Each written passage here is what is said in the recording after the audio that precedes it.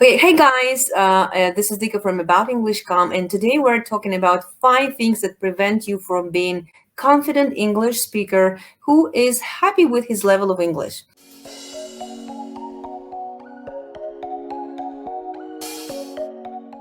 Okay, and my guest today is Marcela Sancho, an English teacher from Argentina. She's been teaching for 20 years, and I'm so happy to have her here. Hey, Marcy, how are you? Hey, Vika, such a pleasure to be here. Thank you for inviting me. Thank you for joining, and I'm so excited to have you here. So let's get to the point.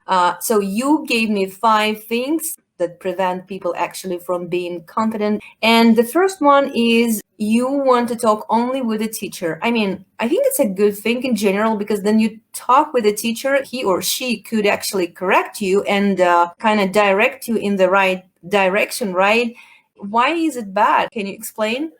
I don't think that is bad. In fact, I'm a teacher, so I totally recommend people to choose different teachers to accompany them on their journey, on their English journey. But I think that is not enough because if you just keep having classes and classes inside the classroom, whatever it is, if it is online or offline, if you keep having classes and not go out into the real world, you will never know what it is that you need to improve. So you will always think that you are on a good level, but that is not real sometimes because when you go out, you really know what you know and what you don't know. And the fact that you choose not to go out is because you are afraid of making mistakes. But the real English, the English that will make you feel that you are making a progress, will come to you when you get out of that comfort zone and this bubble that you have created with your teacher. So what are the ways to come out of this bubble? So how you can what you can suggest to English learners to do, like where they can get this practice with other people? There's tons of groups where you can meet people from other places that are willing to, that are in your same situation and who are willing to speak out, to say what they want to say, to learn the language, and who are not going to be judgmental. And there's a lot to learn. There's a lot to learn. It might not be the ideal situation, but still, actually, I've met Vika that way. So Yeah, we're a part of this influencer community actually, and we met there, and that's amazing. And I think that you mentioned before, you because you have your own students from Argentina, and you have other students from other countries, and you see the difference in even in mentality, and this is reflects in English as well. Can you elaborate on this? when I joined this community, I couldn't believe myself because I was learning English from other fellow people around the world who had not only different experiences, but also different learning styles. And this is also true that in different countries, people learn the language in different ways and for different reasons. So you can always learn. So it's not just that you're learning their cultures and, opening up to new horizons and creating, making friends as I have, but you're also learning English from everybody because everybody's teaching you. Everybody has something to teach you. And even for small talk, because that's another thing. You're learning from cultures, and English is not just, the grammar and the pronunciation and the idioms. It's being able to connect and having something to say. So it's totally amazing to connect to these groups. I'm thrilled to, and I hope you do it and you dare. Absolutely. And I'm going to share all of the links to our influencer community and, of course, to my own speaking club. But we have many people from all around the world, and we have amazing conversation every single week on Friday. So I encourage you to join these meetings for sure. I think by this point, we can go to our second thing that could also prevent English learners from evolving in their language, in their English journey. And this is then I used to do it as well. We try to find speaking partners only among native speakers because we think that you should speak only with native speakers, and this is the only way to actually get the right English. So, what is your perspective on this? On this Well, mentality? Yeah. right. I'm the same as you are, and I have learned that with the passing of the years that there is a lot to learn from a lot of people, as I said before. And native people, native speakers, yes, it's totally okay to try to learn from them. There's a lot we can learn from them, but they won't be spotting our mistakes. Like sometimes we think, okay, we're going to speak with them so that they say, no, no, no, you shouldn't say it that way. And that is not what is going to happen. So I think that speaking with native speakers is also very interesting. It has pros and cons, same as speaking with non-native speakers. It's a matter of your mentality, your mindset, what you want to get out of it. And if you have a chance to speak with non-natives, cool. But it's just another option. You know, there's a lot to learn out there from very different sources. Don't wait until you have this American friend who's going to be having conversations with you. There's a lot other options, and you have to go for them. Yeah, absolutely, I agree. And but how about this again myth that if you speak with the non-native speakers, with your fellow English learners, you can catch their mistakes, and you will be repeating the mistakes. This is the most like frustrating thing, and this is the fear then that prevent many English learners from communicating with different people from all around the world as well. I've been there, and I've seen how this doesn't happen ever, because again, the communication happens at another level. The communication has to do with what you say, with using your English to pass on a message. You're not focusing on the way the other person is speaking. You're focusing, or the focus should be, to see what the other person has to say to you. And the other person wants to know what you have to say, what you have to share, what your message is. And also, and I want to say this, which is very interesting, it's amazing for our own understanding of English, because English today is not just, an American English or a British English or an Australian English. Today there is this international English, and we have to be ready to understand all accents. Yeah. Sometimes, you are exposed to the different accents, and you're like, wow, they speak differently from us. And also, you will also learn that you think your English is perfect because all your fellow countrymen understand you, but that is because all of us have the same accent. Yeah, so yeah. You need to go out there and see what happens when you speak English with people from different places. Okay, so let's move on to the next thing, and this is, then English speakers forget that English is just a tool and not the alternative of your native tongue. Okay, can you elaborate on this? Yeah, this is something I see a lot in my students. They start their lesson saying, oh, I want to speak like a native speaker, for example. And I'm like, okay, so let's get things straight from the very beginning. That is something that is not going to happen because we are not native speakers. So, but that is not something right or something wrong. That is just something, it's a circumstance. We were born in other places and we love English for some reason, or we need English for some reason. So English is a tool, so, okay, I don't know if this is controversial, but I think that having very high expectations is counterproductive.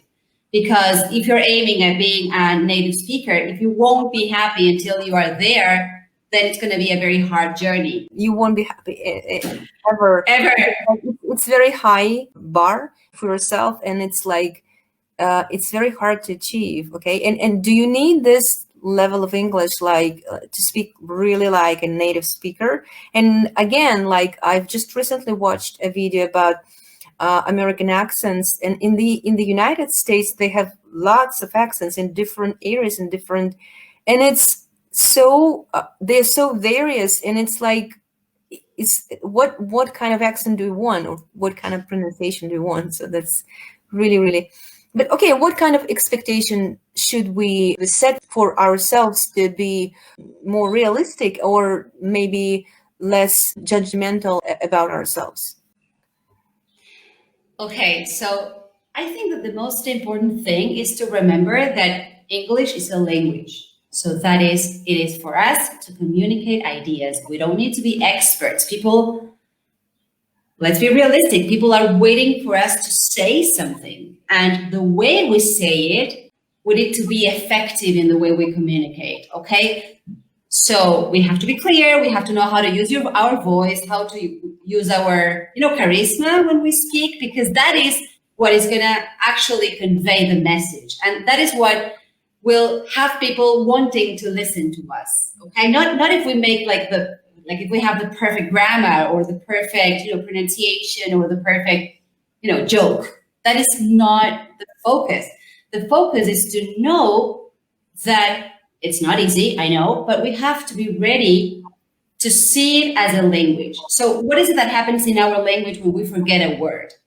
We just we are natural. We're like, oh, what's a word? Retain any word and that's it. And that's it. And like use a synonym or try to ask our audience or our interlocutor, what's the main, how would you call this, how do you call this, and then try to use your interlocutor in your own benefit, and and be natural, because it's a language. Nobody's expecting you to be an expert in the language. They are expecting you to communicate. If you are, I don't know, a systems engineer, okay, you want to pass on information about that and use English to do that, but English is the tool. So it's developing the strategies and being comfortable with where you are and being ready to move forward and enjoying the journey and seeing everything that you would be missing out if you don't put yourself out there and speak. Okay, but I think that the next thing that could also prevent us from being a great English speaker is also connected with this one. Then we cover this like in professional, like we learn all of the vocabulary from our professional sphere. We know how to say this, how to say that in our sphere, and we feel very confident. But then we forget that there is actually a lot of stuff besides this, right? In English, you can communicate. And so this thing is narrowing down English in one area or use English in one skill. So this is the mistake that, as I understand, some of your students make, right? Can you tell us more? Yes, I have some students who have mastered the English in their, like the jargon and the very specific vocabulary related to their own professions, as I said before. But they feel like they have to give presentations. Okay, but presentations don't start by, turning on the camera and starting your presentation. Yeah. Very small talk. Exactly. Exactly. So you have to be ready to sort of navigate those places, because again, small talk can be anything. Like it could be the weather, but it could be, this game, this soccer game, or this fashion show, or, you were ill or something. So anything can come up. So you have to be ready for small talk, and you have to be ready to be natural. So again, it's not an exam. You don't have to pass the exam. You don't have to survive small talk. The idea is that more and more you get those strategies to be able to create bonds, and the best way to do that is, again, putting yourself out there, making mistakes, learning from experience, watching how people do things, look and copy. Because sometimes we say, okay, but this is the way I would react as an Argentinian, but would they react the same way? So the best way to learn about those other things, that extra stuff, is by watching, by being aware, by being proactive, imitating, copying what they do, what they say, the way they say it. You can go to different TED Talks and watch how they started their stories and what kind of jokes and kind of stories, little stories they use in these talks. Or even like you can search in companies and presentation that nobody sees but company, and you can really dig a lot of stuff there, how they communicate in their company. It's not this big, huge talk, but it's just how they usually in their normal life. That it doesn't mean that you have to be them or you have to use them, but they are there. So you have to know them. Idioms, idiomatic expressions, phrasal verbs. You don't have to study the whole list of idioms or the whole list of phrasal verbs, but you have to be aware that they use them, and you have to understand them. And then what I do is choose those that relate to me. So I choose those expressions, idiomatic expressions, that I would use in Spanish. So I want to choose those so that I can be myself in English too. So those are the ones that I focus on. Those are the ones that I want to use. Can you give some examples of such sentences that are people actually use? Yeah, like I would say something like, let's call it a day when they finish a meeting and they want to, like stop doing things. Let's call it a day. or maybe on second thoughts, or maybe what I'm trying to say when you're speaking and when you forget the words, then you can say, okay, what I'm trying to say. So that's a very nice expression. It gives you time to think, and at the same time, you're sounding natural and Yeah, idiomatic. great. Thank you so much for nice expressions. Thank you. Okay, and the last one, the last thing that prevent many English learners from achieving results, from being confident in English, is that we never have time for practicing English during a day. Like, we're so busy with our work and life and children and loved ones, whatever. So how to find time if you're a very busy person? Okay, so I think when you don't have a specific objective, like for now, then it's kind of complicated to find the time. Because when you have to do something in English, then you find the time because it becomes a priority. So it's a matter of life or death. You have to prepare your presentations, and then you don't sleep. You're sleep deprived or whatever thing, but you are, Yeah. focused, and you do it. So when that is not the case, I think that because English is forever, because you know your English, but it gets rusty if we don't use it. So we have to try to find the time and the way in which we can polish and practice and stay motivated. So I think there's activities that are sustainable because they don't take a lot of time. So when it comes to repetition, for example, which is so important, so like listening and practicing certain sets, like I don't know, a paragraph or something that you want to learn. You don't have to learn a lot. You have to learn a little. The activity that you're going to choose depends on the area of English that you want to be better at. So, for example, say you're very good at listening, so don't focus on listening. Don't use your 15 minutes a day to focus on listening, but choose something else.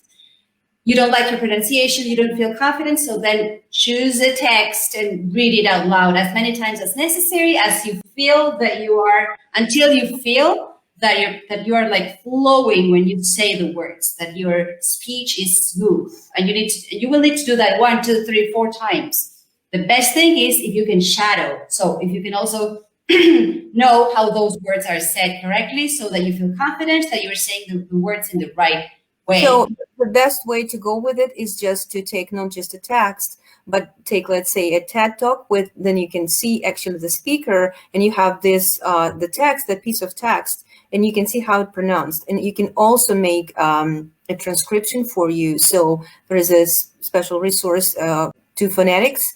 I will give a link here in the description. So you go there and you get this transcript for this whole piece of the text, and then you train it, and you like every single word, especially the words that you mispronounce. And this is how you work with this small, but don't get the whole TED talk, it's too much. Just one small piece, and this is how you're in a good way. Mm-hmm. Yes, and you will feel so motivated because you will see the change. It's not just empty words here. Try it out. You will see the change. So what Vika was saying is also good for listening. Like if your skill, if your pain point has to do with listening, then you take as I don't know, a movie scene or a TED talk. TED talks are easier sometimes. So you take a TED talk and you transcribe it, all the words for like a paragraph. And then you check that what you transcribed is You correct. were right. And also when it comes to vocabulary, be proactive. So when you read a text, try to retell it. So you will find yourself saying, okay, I understood everything, but if I want to say what I read, I don't know how to say it. And I will use words like thing, people, nice, and Yeah. try to avoid those words when you are trying to learn, and try to be specific. I'm not saying here, don't take me wrong, that when you speak in real life, you will feel bad if you don't remember the exact word. No, we're talking about the practice. In your house, try to be as specific and as accurate as you can so that you train your head and you learn new vocabulary, new grammar structures. But then when you're out there, just do whatever you can and enjoy and embrace the opportunity that you have to speak with other people, and that you took the opportunity to do it. Don't worry so much about what happens. See it as okay, I took the step. I put myself out there, I did it, and now I can learn and I can know what I can do and what I cannot do, and work in order to have what I didn't have in that situation, I think.